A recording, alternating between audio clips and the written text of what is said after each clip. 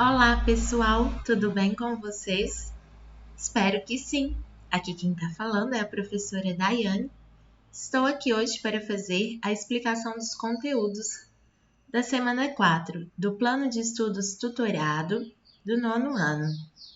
Nós estamos trabalhando aqui com o volume 5. Na aula de hoje, vamos ter como objeto do conhecimento os intercâmbios históricos e culturais entre Europa, Ásia e Oceania.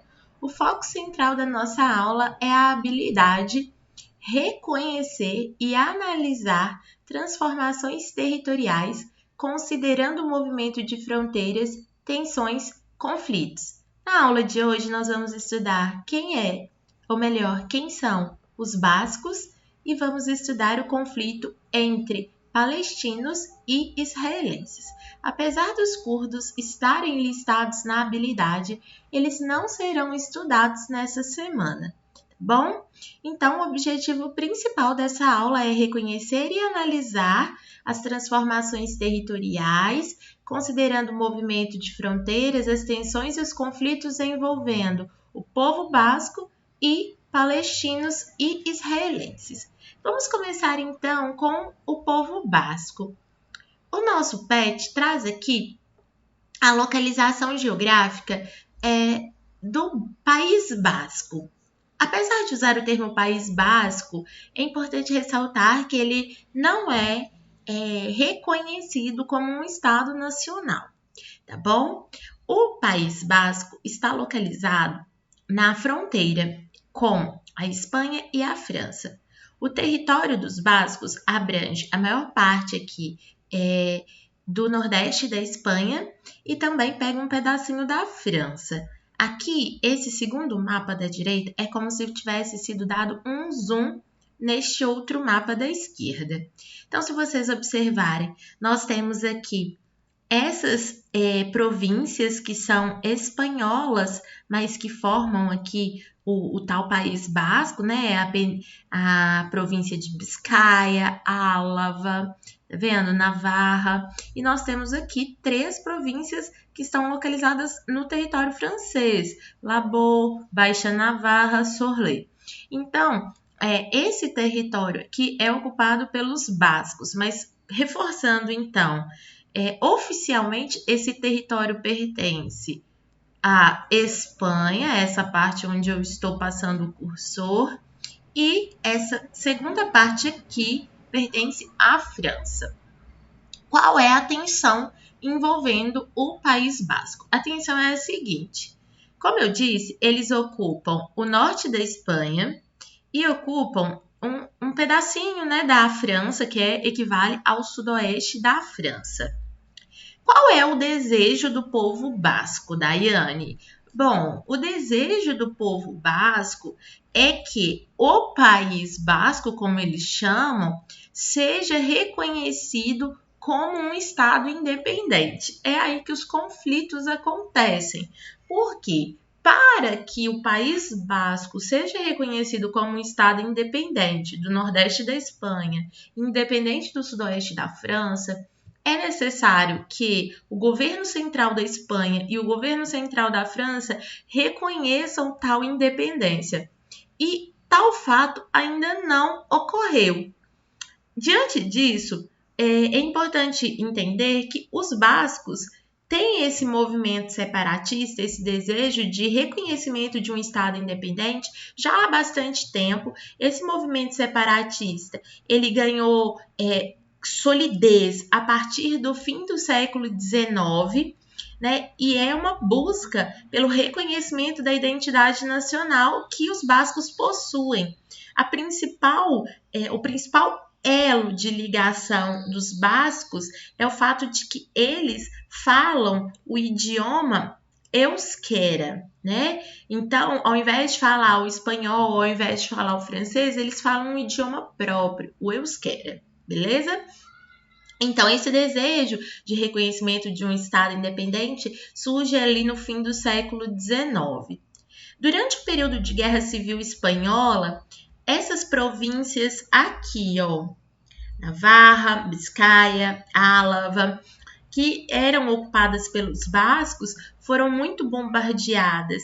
E, ao fim da guerra, o general espanhol Francisco Franco impôs uma série de medidas contra os bascos, como, por exemplo, a proibição de eles utilizarem a língua própria, a língua euskera, e utilizarem a bandeira basca.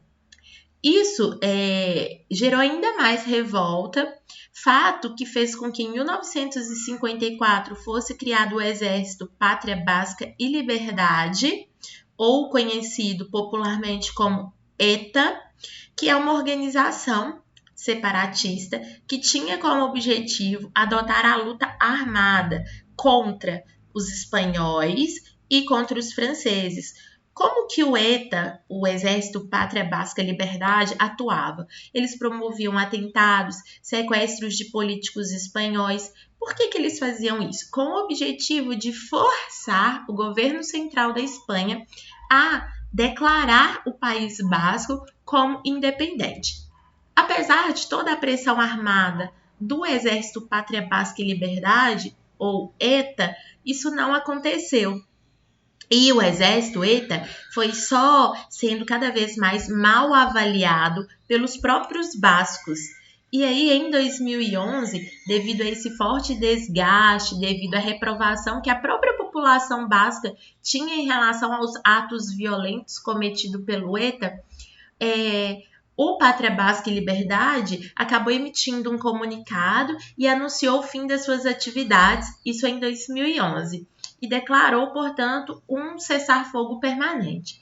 6 anos depois, em 2017, o grupo, o ETA, se desfez das suas armas e encerrou oficialmente suas atividades.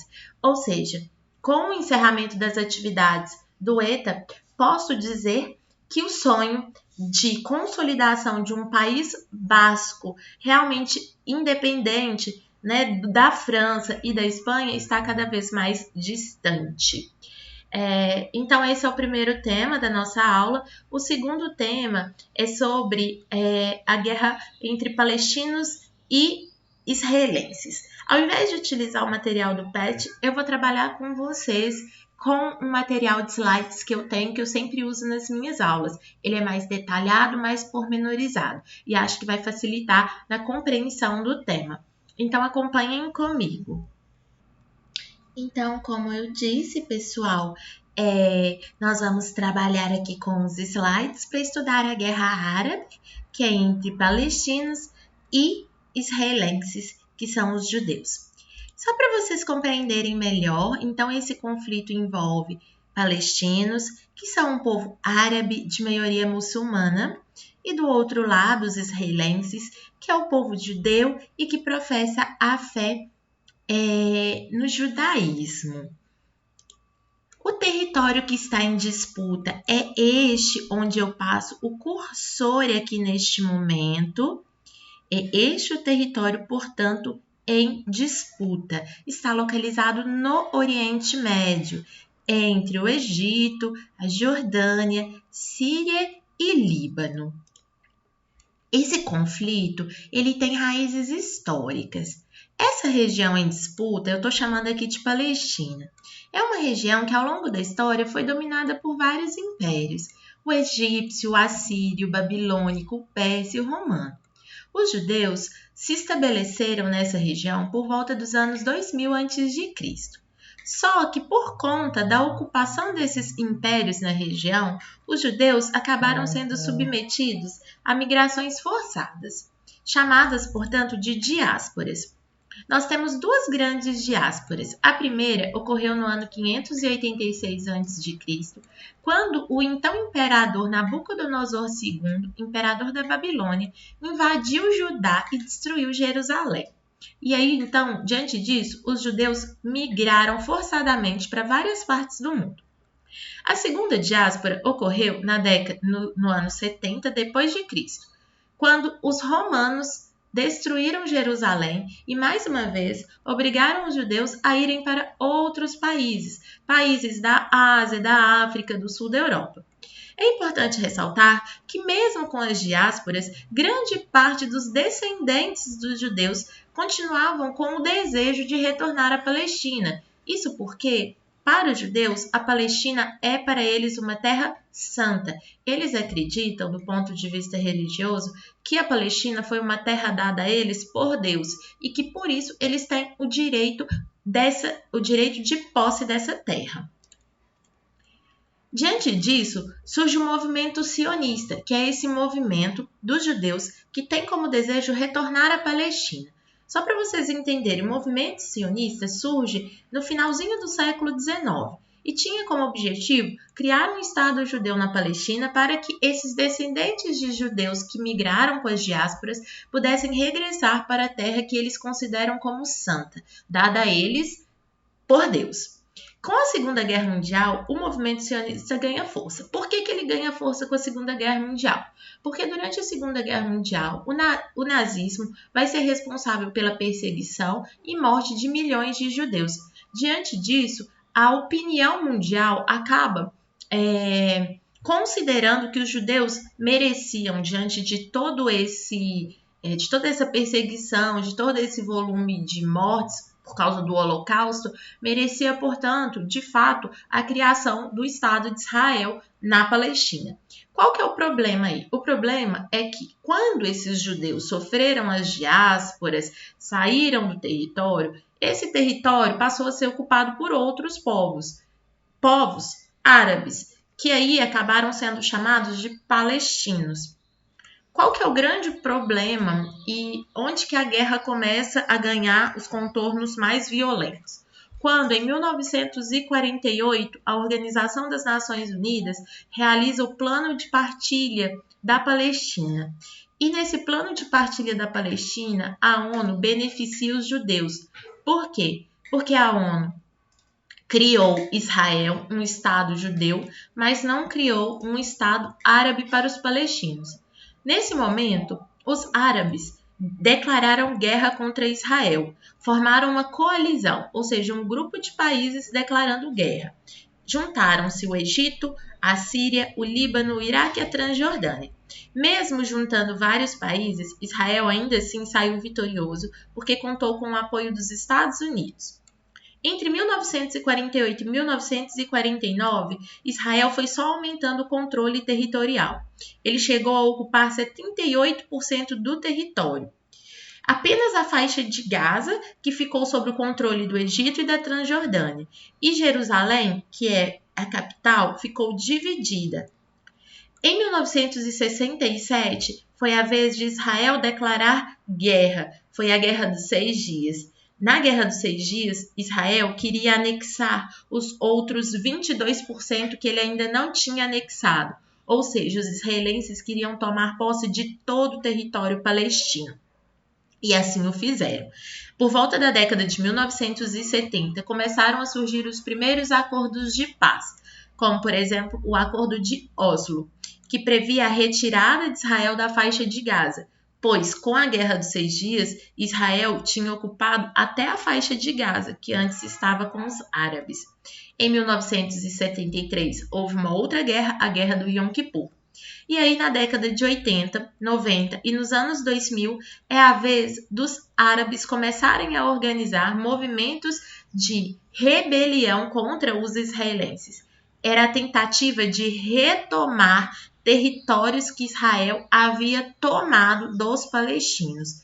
Esse movimento de retomada dos territórios árabes contra os israelenses foi chamado de intifadas. Nós tivemos duas grandes intifadas. A primeira entre 1987 e 1993 e a segunda entre os anos 2000 e 2006. Para vocês entenderem a situação das fronteiras. O primeiro mapa, o mapa da esquerda, representa o Plano de Partilha da ONU, que previa a criação de um Estado de Israel em verde e o Estado árabe em laranja. Contudo, o plano de partilha não foi oficializado com os dois estados. Foi criado apenas o Estado de Israel. Por isso, os árabes se sentiram muito desgastados e pouco beneficiados. Em 1967, Israel declarou guerra aos árabes, porque o objetivo de Israel com a Guerra dos 6 Dias era anexar pedaços que estavam com os árabes, ou seja, os israelenses queriam ter o controle de tudo, eles não queriam permitir que os árabes ficassem com nada. E durante a Guerra dos 6 Dias, Israel ocupou a planície do Sinai, que pertence ao Egito, a Cisjordânia, e ocupou também as colinas do Golã, da Síria, que é onde está a principal nascente do Rio Jordão. Por isso que a gente costuma dizer que a Guerra dos 6 Dias foi também um conflito pela posse de reservas de água, pois numa região como o Oriente Médio, com clima árido, desértico, é muito importante manter o controle de nascentes de rios. Além disso, a faixa de Gaza também foi ocupada. Então, a Guerra dos 6 Dias fez com que Israel tomasse para si todos os territórios aqui da Palestina, certo? E aí, em 2009, que aqui está descrito como situação atual, mas eu considero que ainda é atual, porque não mudou muita coisa. Aqui, a planície do Sinai, com os acordos de paz, Israel devolveu para o Egito. A faixa de Gaza, Israel devolveu para os palestinos. Aqui, onde a gente chama de Cisjordânia, é uma área que tem um governo palestino, mas ainda existem israelenses vivendo aqui. E as colinas do Golã, que é onde fica a nascente do Rio Jordão, é uma área que ainda está em negociação entre israelenses e sírios. E essa negociação tem sido mediada pela Turquia. Existem muitas organizações envolvidas no conflito, como, por exemplo, a OLP e o Hamas. A OLP é chamada de Organização para a Libertação da Palestina, é uma representação política, é como se fosse um partido político.